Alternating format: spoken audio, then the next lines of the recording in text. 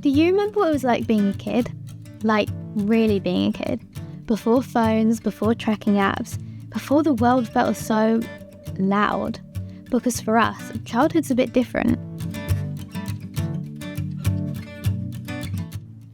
We're growing up online and in real life at the same time. We know what's going on in the world, sometimes more than we want to. Yeah, we still laugh lots, hang out with our mates and watch dumb stuff on TikTok. But we're under pressure too. From school, from social media, from trying to figure out who we are in a world that is constantly watching. So today, we want to show you a bit of our world. There are over 300,000 of us growing up in Essex right now, and it's time we shared our side of the story.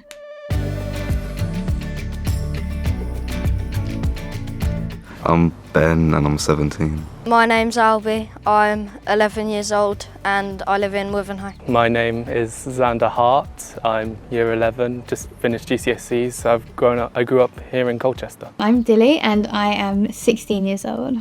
Growing up sort of nowadays is along like the social side, online and in person. I think there's also a lot more to look out for nowadays with knife crimes and stuff going up. But overall I found childhood very good. Essex, it's nice, it's normal, casual place. There's not a lot to do if you don't have money, but like there's a decent, you find things. Like I go down to the river Stort sometimes, I walk across there, that's pretty nice. I feel like if you get bored, you get more creative. I do scouts, cricket, football. I'm student leadership at my school.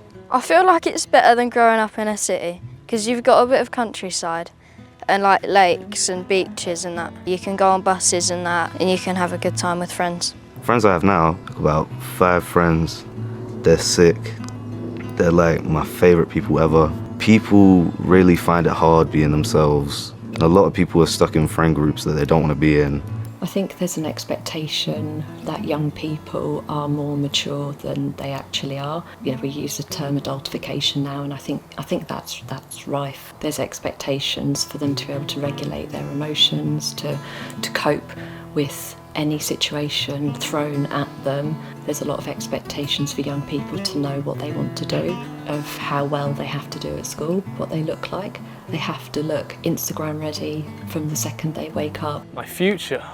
Well, I mean, I personally am excited for, further education, going to career, university and all that. There's been a lot going on recently all across the world, and it's simultaneously really frightening, but also really interesting. As time goes on, stuff gets like faster and faster and faster and people can't keep up. That's also kind of cool, because you don't know in the next month, the next year, something's gonna the next penicillin, the next wheel, whatever is gonna happen, and it's gonna change us as a whole.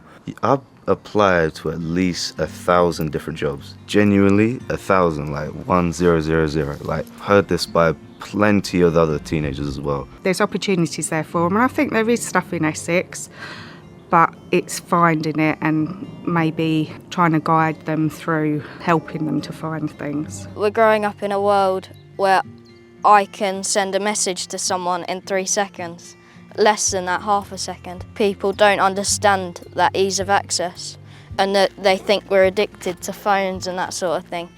I think we need better access to lots of things, public places that we can go to and spend time rather than having to travel 25 minutes to spend an hour at a Lido. Children these days are up against it.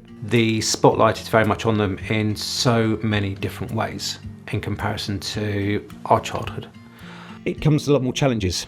Those challenges, I think, very much come from technology in terms of how they interact, not just with us as a parent, us as teachers, but also how they actually interact with each other as well. Therapy is a great way to express yourself, be able to talk. It's helped me so much in times where I've been really stressed. And my school doesn't seem to get that, to the point where it's like I'll go to my mum or I go to a fellow student and talk to them like they're a counsellor, which isn't a good thing. I shouldn't need to do that. I should be able to have access to this stuff. As someone who's neurodivergent, it's just not a very good system for me. There needs to be a lot more support in place. I think the whole system is very outdated, and I think a lot of things have changed over time and school has not. We need more preventative stuff that can happen in school and out of school as well.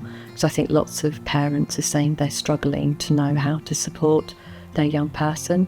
They want to know what to do, but they're just not sure. It's about your relationship with your child, with your young person. That is the most important thing. As a parent, I feel more worried about Dilly doing the things that I used to do when I was young. For me, I'd say school is the biggest pressure. There is a lot of pressure on social media about how you look, self-esteem around your body and your face and your makeup and your hair and everything else. I think there's a huge pressure on that, and that wasn't around when I was young so much. You had magazines, but it wasn't quite so intrusive in your face all the time.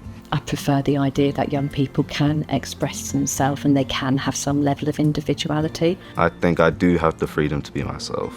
They have a curiosity about themselves, which they're much more open about. I think that is a real strength. The generation that's just leaving school now, they've grown up with the phones. They're the first ones really to have that. And as with all things, you know, we think they're all great at the beginning, and they are, for instance, like independence-wise.